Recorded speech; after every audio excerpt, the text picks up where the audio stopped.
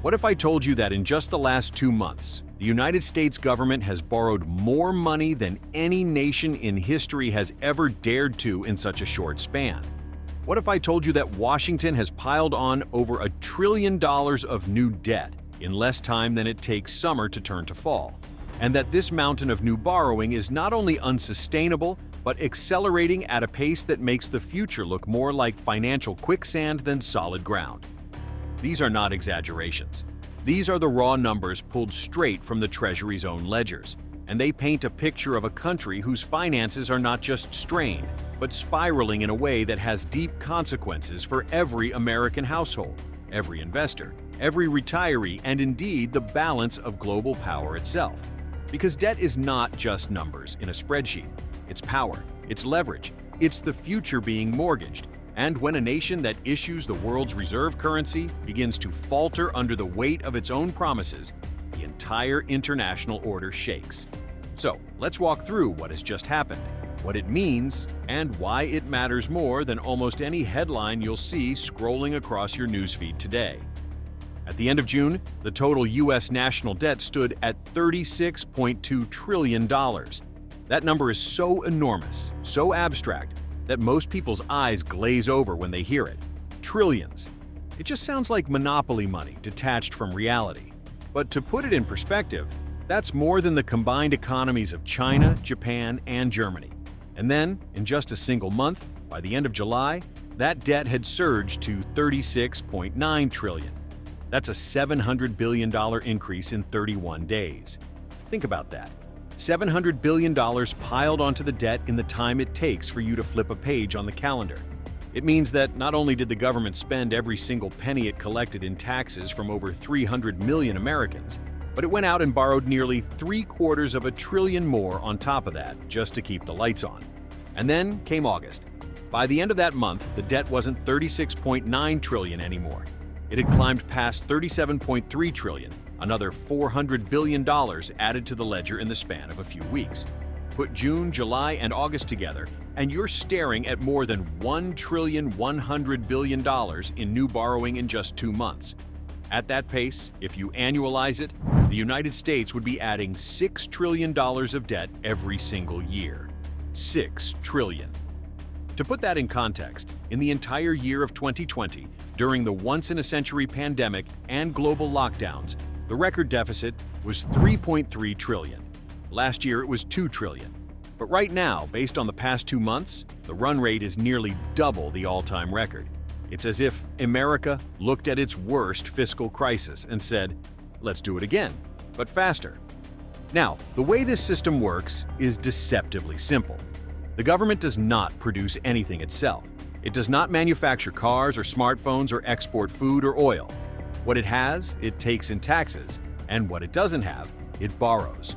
Every time Congress passes a spending bill, every time new programs are approved, if the money collected from taxes isn't enough to cover it, and it never is, the Treasury has to go out into the world hat in hand and find willing lenders.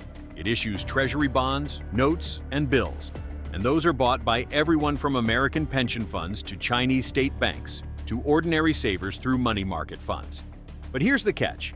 The more the U.S. borrows, the more it must convince the world that its IOUs are worth buying, and that requires higher and higher interest payments.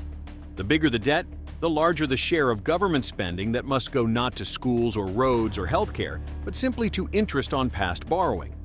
Where does all this borrowed cash go? One important piece of the puzzle is something called the Treasury General Account, the TGA. Think of it like the government's checking account. When taxes come in, or when new debt is sold, the cash flows into this account. And whenever the government pays Social Security checks, military salaries, or contractors, it flows out. In mid-July, this account had about $296 billion sitting in it. By the end of August, it was nearly $590 billion. In other words, while the government borrowed over $1 trillion in those 2 months, about $300 billion of it wasn't spent yet. It was simply stashed in the checking account as a buffer. And Treasury officials have said openly that they want to build this balance up to about $850 billion by the end of September.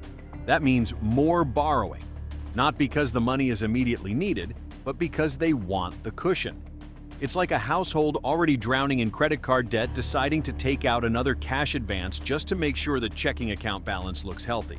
To grasp how absurd this really is, imagine you earn $100,000 a year, but you spend $200,000. Every year you put the extra $100,000 on a credit card. And then one day, you look at your checking account and see only $2,000 left. You decide you'd feel better if it was $8,000. So you take another cash advance on the same maxed out card, not to pay bills, not to invest, but just to fatten the account balance. That's exactly what the US government is doing. The problem is, lenders are still lining up to give Washington more money. Yields on short-term Treasury bills have actually been falling recently, which means demand is strong. Money market funds, corporations, and foreign central banks are eager to park their cash in something liquid and safe while rates are high. Many believe that the Federal Reserve will soon cut interest rates, and if they're right, locking in these higher yields now is smart. But this demand only papers over the deeper issue, because while short-term borrowing is still cheap, rolling over this mountain of debt in the future, especially if inflation rises again, could become extraordinarily costly. And make no mistake, rising debt means rising money supply. When the government borrows and spends, those dollars are loaned into existence. Every new Treasury bond matched with a new inflow of money creates more liquidity sloshing around the system. And when the Fed eventually cuts rates, it will only accelerate. Cheaper debt means more borrowing, and more borrowing means a faster expansion of the money supply. Historically, whenever the money supply grows at a rapid pace, inflation in consumer prices soon follows. We saw this in the 1970s, we saw it after the financial crisis, and we saw it in the aftermath of the pandemic when stimulus-fueled printing sent prices soaring. The growth rate of the money supply has already swung from a record contraction in 2023 to a rebound near 5%. That means we're not headed toward scarcity of dollars, we're headed toward another flood of them. The trouble is that while the Federal Reserve can control short-term interest rates, it cannot fully control the long end of the curve. Mortgage rates, car loans, corporate bonds, these are more influenced by market forces and inflation expectations. If global lenders believe America's borrowing is out of control, they will demand higher yields to compensate for risk. That means rates on mortgages and credit cards could climb, even if the Fed cuts. This is the trap. The government wants lower rates to ease its debt load, but its very actions to borrow more may push market rates higher. History provides a sobering lesson. From the 1940s to the 1980s, the U.S. debt-to-GDP ratio was over 120%, not unlike today. Policymakers tried everything: yield curve controls, bond buying, and engineered inflation to whittle down the debt burden. But the outcome was decades of rising interest rates, culminating in a 10-year Treasury yield that hit 15% by 1981. That meant mortgages above 18%. Ordinary Americans suffered brutally, even as the government managed to shrink its debt burden relative to GDP. We could be heading down a similar road. There might be windows of opportunity when rates dip and refinancing becomes possible. But those windows won't last. If you're sitting on high-interest debt, the chance to lock in something cheaper could be fleeting. So, what does this mean for the global picture? The US government has now surpassed $37 trillion in total debt, borrowing nearly $1 trillion in 2 months, with deficits pointing toward an annualized pace of $6 trillion. Other nations are watching this with a wary eye.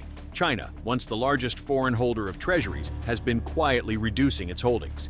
Japan, long America's most reliable creditor, has been forced by its own economic pressures to rethink how much US debt it can buy.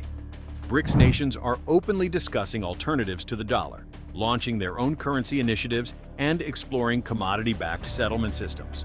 When the world's largest debtor begins to look shaky, rivals see opportunity. The bottom line is this: America is not just borrowing to fund government spending, it is borrowing to fund its very way of life, its military, its social safety nets, its promises to generations. And while the numbers may still feel abstract, the consequences will not. Higher debt means higher interest payments. Higher interest payments mean more money diverted from services into the hands of creditors. More borrowing means more inflationary pressure. And more inflation means the cost of living rising for ordinary people while wages lag behind. It's easy to think of debt as just a political talking point. But when you zoom out, debt is strategy.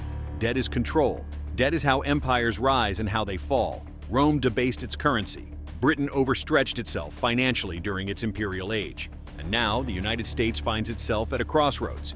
Will it rein in its spending, restructure its commitments, and face reality? Or will it double down, hoping the rest of the world keeps believing in its credit forever? This brings us to a question that doesn't get asked enough. What happens geopolitically when the United States is no longer trusted as the world's safest borrower? The answer is sobering. If global trust erodes, rival powers like China and Russia will push even harder for alternatives to the dollar system. Oil could be priced in yuan. Strategic commodities could shift away from New York and London exchanges. Nations in Asia, Africa, and Latin America, tired of dollar dominance, may accelerate regional trade in their own currencies. That erosion of trust would not just be financial, it would be geopolitical, signaling the decline of American global influence. And here's the answer no one in Washington wants to admit. That process has already begun. Small steps, quiet, but steady. Each Treasury auction that requires higher yields. Each central bank that diversifies into gold instead of treasuries. Each trade agreement settled outside the dollar. These are cracks in the foundation, and they are spreading. So as we look at the $1 trillion added in just 60 days, don't just see numbers. See the future being written in real time. See a system straining under its own weight. See a superpower gambling that tomorrow will look like yesterday, even as the world quietly rearranges itself for a new era.